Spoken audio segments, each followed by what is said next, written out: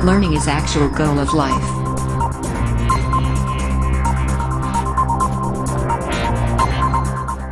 Exercise 5.1 Question 1 Which of the following statements are true and which are false?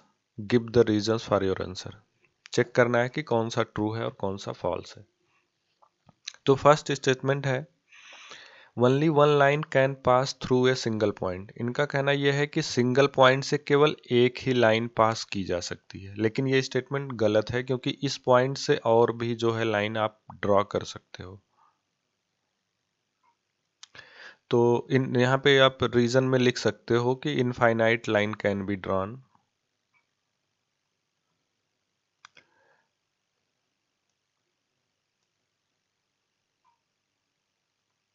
From A point. ठीक है, तो ये statement actually जो है वो फॉल्स है।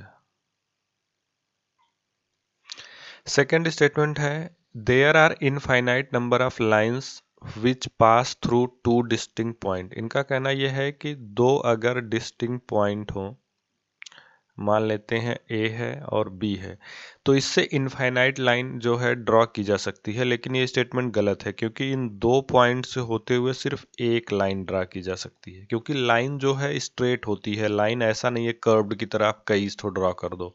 तो ये स्टेटमेंट बेसिकली जो है वो फॉल्स है। रीजन आप दे सकते हो कि दो पॉइंट से केवल एक ही लाइन ड्रॉ की जा सकती है। ठीक है, थर्ड पार्ट है a terminated line can be produced indefinitely on both the sides. इनका कहना है कि एक टर्मिनेटेड लाइन, मान लो ये लाइन यहाँ पर टर्मिनेट कर रही है ए और दूसरा बी पॉइंट पर टर्मिनेट कर रही है, तो इनका कहना ये है कि इनफाइनाइटली ड्रॉन की जा सकती है। तो प्रैक्टिकली देख लेते हैं करके, तो कॉमन सी बात है ये इनफाइनाइट तक ड्रॉ की जा सकती है। ठीक है, इधर माइनस इनफाइनाइट तक, इधर प्लस इनफाइनाइट तक, या दोनों प्लस इनफाइनाइट लिख सकते हो। तो फाइनली जो है ये स्टेटमेंट एक्चुअली ट्रू है। रीजन आप दे सकते हो कि इसको इनफाइनाइट तक ड्रॉ की जा सकती है। फोर्थ क्वेश्चन है इसमें, fourth part, if two distinct circle are equal then their radii are equal. इनका कहना है कि दो डिस्टिंक्ट सर्कल जो है, मान लो ए और बी है, ये जो है अगर इक्वल हो, इक्वल होने का मतलब क्या होता है? इक्वल होने का मतलब ये है कि ए एंड बी, ये सर्कल ए है, ठीक है, A and B both coincide.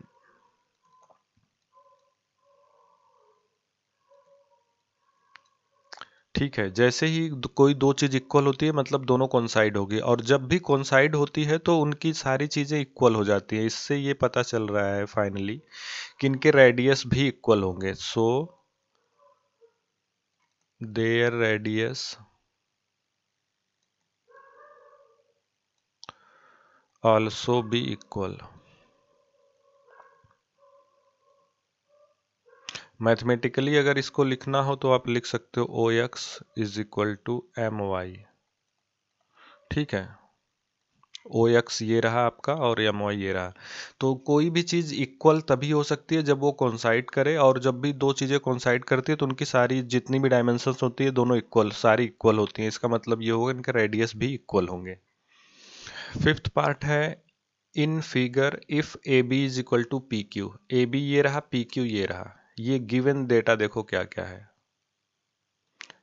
यहाँ पे गिवन डेटा है A B is equal to P Q and P Q is equal to X Y.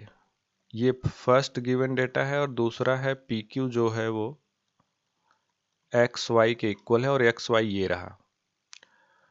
तो हमारे पास देखो एक एक्सियम है, एक्सियम से इसको आप प्रूव करना पड़ेगा। एक्सियम फर्स्ट है things are equal, things which are equal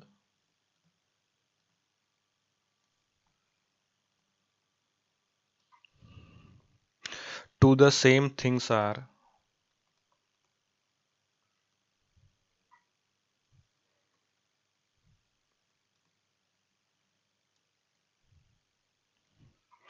equal to one another.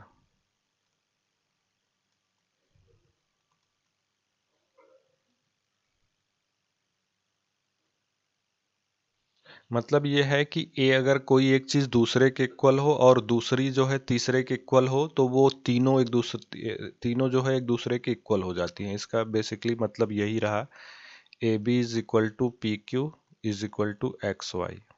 यहाँ से भी देख सकते हो ए बी पी क्यू के इक्वल है, पी क्यू एक्स वाई के इक्वल है, तो ये तीनों इक्वल हो जाएंगे। तो ये फिफ्थ पार्ट जो है बेसिकली वो ट्रू है, और उसका रीजन ये है कि हमारे पास एक एक्सियम है और इस एक्सियम के थ्रू जो है आप इसको प्रूव कर सकते हो।